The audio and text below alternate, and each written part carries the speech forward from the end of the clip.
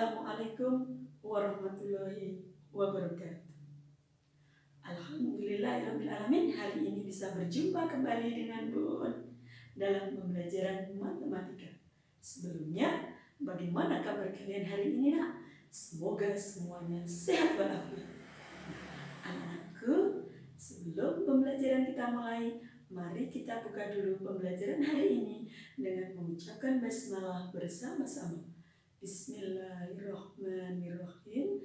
Semoga dengan bacaan basmalah ini kita semuanya diberi kesehatan, diberi kemudahan, kelancaran dalam melakukan segala sesuatu. Dan anak-anak dapat mengikuti pembelajaran hari ini dengan mudah dan dapat mengerjakan tugas-tugas dengan lancar dan benar. Nah, kalau kemarin kita sudah membahas tentang mengumpulkan data dan menyajikan data dalam bentuk tabel, hari ini kita akan membahas tentang membaca dan menafsirkan data dalam bentuk tabel.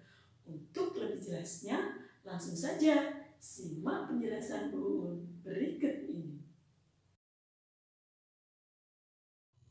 Anak-anak, kita langsung masuk ke materi berikutnya, yaitu pengolahan data. Pengolahan data di sini yang akan kita bahas adalah membaca dan menafsirkan data dalam bentuk tabel. Apa itu arti dari membaca data? Membaca data adalah menyebutkan informasi yang tertulis pada tabel. Sedangkan menafsirkan data adalah menentukan info lain yang tidak tertulis pada tabel tersebut. Perhatikan tabel berikut ini. Tabel jenis panen dan banyak panennya. Kalau kalian perhatikan, kita akan membaca tabel ini. Padi itu ada 6 kuintal, jagung 7 kuintal, ketela 3 kuintal, kedelai 5 kuintal, cabai 4 kuintal. Nah, contoh membaca data.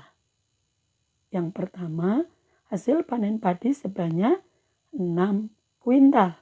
Jelas ya, hasil panen padi sebanyak 6 kuintal. Jika kalian lihat dari tabel, padi 6 kuintal.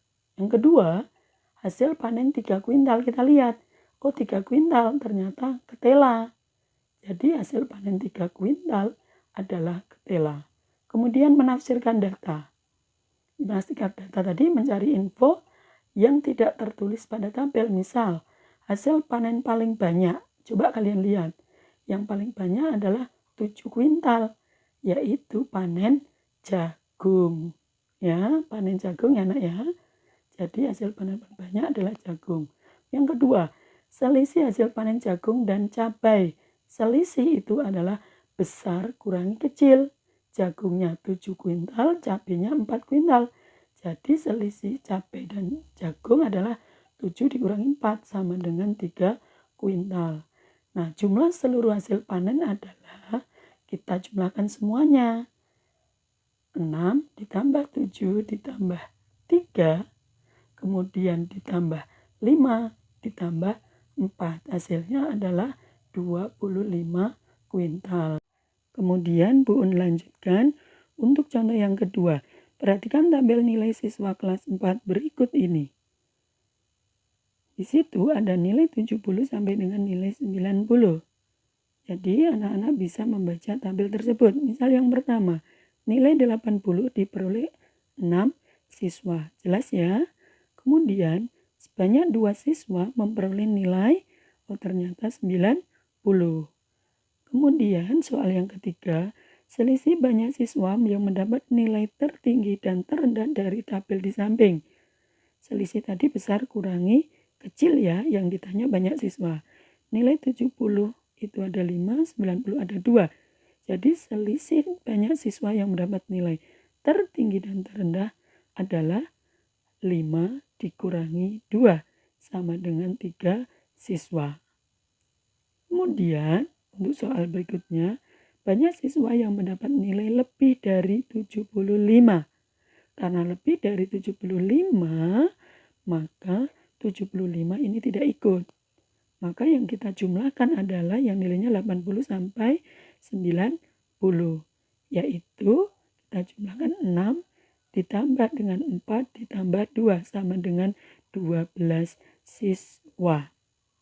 Kemudian soal berikutnya adalah jumlah seluruh siswa ada, kita jumlahkan dari atas, itu 5 ditambah dengan 3 tambah 6 ditambah 4 ditambah 2. Hasilnya adalah 20 siswa.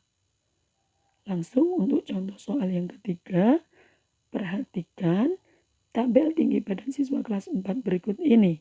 Ternyata kalau kalian lihat tabelnya belum komplit. Yang tingginya 140 siswa itu belum ada jumlah siswanya. Nah, perhatikan untuk contoh soalnya. Ya, 140 ini tidak ada banyaknya siswa. Misal, dari tabel di samping jika banyak siswa seluruhnya 36 siswa, berapa banyak siswa yang tinggi badannya 140 cm?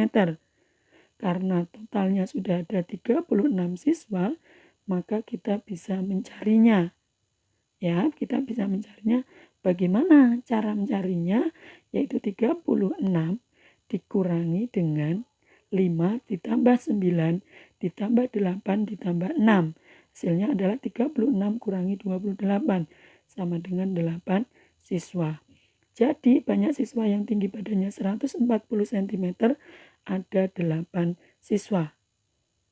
Kemudian untuk tinggi badan berapakah yang jumlah siswanya sama dengan tinggi badan 140 cm.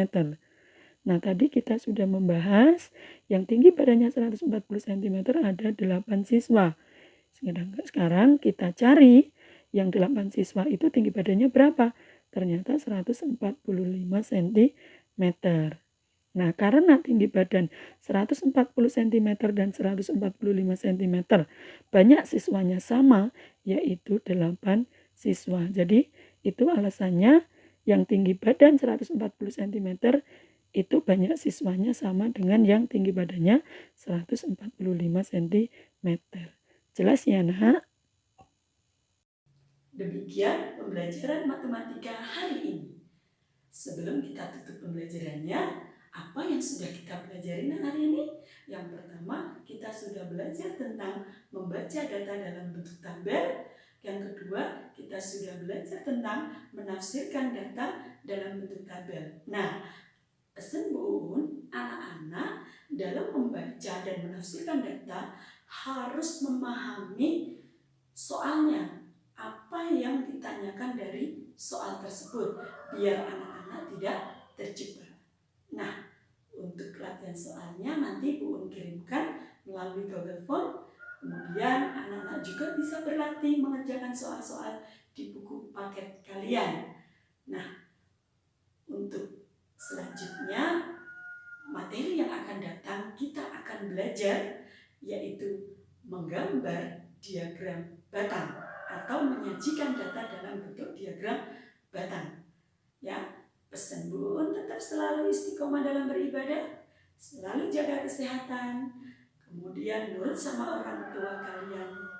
Ya, kerjakan tugas-tugas tepat waktu. Sekian dulu. Wassalamualaikum warahmatullahi wabarakatuh.